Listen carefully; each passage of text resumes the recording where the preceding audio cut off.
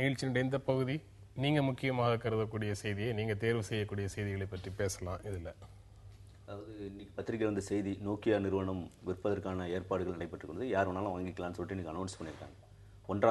November 1 நோக்கியாவை நிரந்தரமாக மூடுவதற்கான ஏற்பாடுகளும் நடந்து கொண்டிருப்பது. ஒரு 8-6 ஆண்டுகளுக்கு முன்பு நோக்கியா நிறுவனம் தொடங்கப்பட்ட போது திமுக ஆட்சி காலத்தில் அங்கே யூபிஐ 1 ஆட்சி காலத்தில் துவக்கப்பட்டது. மிகப்பெரிய அளவில் அது விளம்பரத்தோடு துவக்கப்பட்ட ஒரு நிறுவனம். இன்றைக்கி ஒரு 8000 ஊழியர்கள் அங்கே இருந்தாங்க. ஒரு 15000 கான்ட்ராக்ட் ஊழியர்கள், சுற்றி இருக்கின்ற கான்ட்ராக்ட் ஊழியர்கள் இருந்தார்கள். எல்லாரையும் வீட்டுக்கு அனுப்பியாச்சு. ஒரு 1000 ஊழியர்கள் மட்டும்தான் நோக்கியாவில் இப்போ இருக்காங்க. அவர்களுக்கும் இன்றைக்கு பணி பாதுகாப்பு இல்லாமல் இருப்பது தான் நம்ம பார்க்குறோம். எந்த கான்டெக்ட்ல நான் பார்க்குறேன்னா, இன்னைக்கு மோடி இன்னைக்கு மேக் இன் இந்தியா என்று எல்லா ஊர்களுக்கும் போய் சொல்லிக் கொண்டிருக்கின்றார். இங்கே இந்தியாவில் தொழில் தொடங்குங்கள் என்று சொல்லி. இப்போ இந்தியாவில் தொழில் தொடங்கின ஒரு நிறுவனம், மேக் இன் இந்தியா என்று வந்த நிறுவனம் இன்றைக்கு 6 வருடங்களில் எல்லா சலுகைகளையும் அனுபவித்து விட்டு, 6 ஆண்டுகளில் இந்தியா அரசு கொடுத்த, நோக்கியா கொடுத்த சலுகைகள், அது இடமா இருந்தாலும் சரி, மின்சாரமாக இருந்தாலும் சரி, தண்ணியாக இருந்தாலும் சரி, டாக்ஸ் கன்செஷனாக இருந்தாலும் சரி, இப்படி எல்லா வரி சலுகைகளும் கொடுத்தப்பட்ட பிறகு எல்லாவற்றையும் அனுபவித்து விட்டு இன்னைக்கு லாபம் முழுக்குவதும் எடுத்துக்கொண்டு விட்டு அந்த ஊழியர்களையும் எல்லாரையும் நட்டாத்தில் விட்டு போகக்கூடிய ஏற்பாடு என்பது நோக்கியா இருக்கிறது.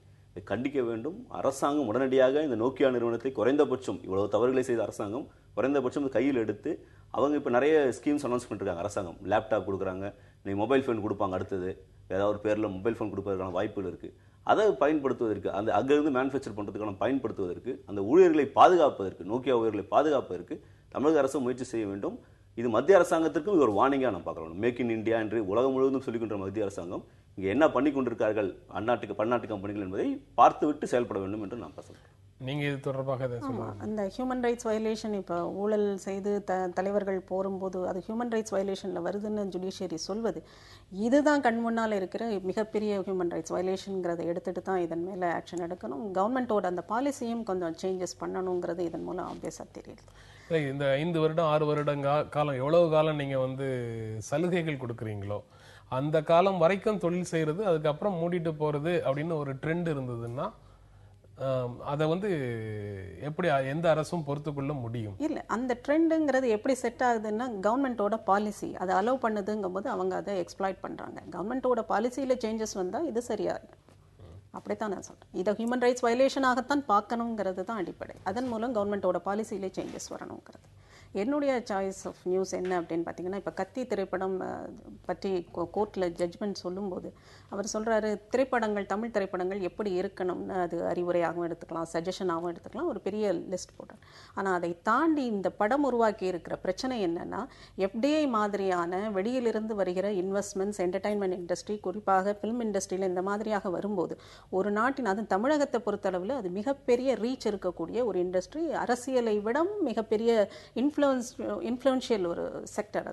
அதில் ஃபாரின் இன்வெஸ்ட்மெண்ட் வருதுங்கும் போது, அது பினாமிகளின் மூலம் வருதுங்கும் போது, இந்த பினாமிகள் இருக்கிற அந்த சொத்துக்கள் அதனுடைய வரையறை என்ன, எப்படி அதை கண்டுபிடிக்கிறது, இந்த மாதிரி இதுக்கான ரெகுலேஷன் என்ன, இதையெல்லாம் பற்றி கோர்ட் சோமோட்டாவாக பல கேள்விகளை எழுப்பியிருக்கலாம். அதை எழுப்பலை.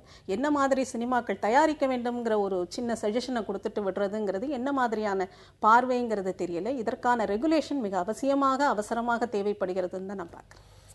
நீங்க எப்படி பாக்குறீங்க? இல்ல பானுகம் சொன்னதுல என்ன, பினாமி விஷயங்கள் சம்பந்தமா பேசினாங்க. எஃப்டிஐ முழுக்கவே பினாமி விஷயங்களாக தான் நான் பார்க்குறேன். ஏன்னா இந்தியாவிற்கு வந்திருக்கின்ற எஃப்டிஐ என்பது அதிகமாக மொரிஷியஸ் தீவிலிருந்து வந்திருக்கு, சிங்கப்பூர்லேருந்து வருகிறது.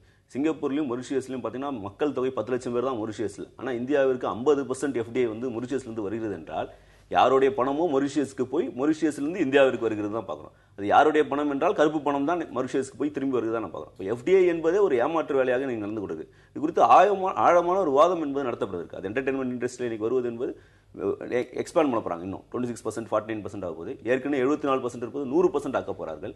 அப்போ எல்லாமே எஃப்டிஐ மயமாக ஆக்குவதற்கான ஒரு ஏற்பாடு என்பது இருக்குது. முன்னாடி மன்மோகன் சிங்கை பார்த்து தினமணி ஒரு கார்ட்டூன் போட்டாங்க. எஃப்டிஐன்னு பேசும்போது இவரே ஒரு அந்நிய நேரடி முதலீடா அப்படின்னு சொல்லிட்டு ஒரு கார்ட்டூன் என்பது போட்டார்கள். இன்னைக்கு அந்த கார்ட்டூனில் ஆளை மட்டும் தான் மாற்றணும், படத்தை மட்டும் தான் மாற்ற வேண்டிய ஏற்பாடு என்பது இருக்கிறது. அதில் மோடியை கொண்டு ஃபிக்ஸ் பண்ணிட்டா மேட்ரு முடிஞ்சிடும் போல இருக்கு. நம்ம தொடர்ந்து பேசலாம் ஒரு இடைவேளைக்கு அப்புறம்.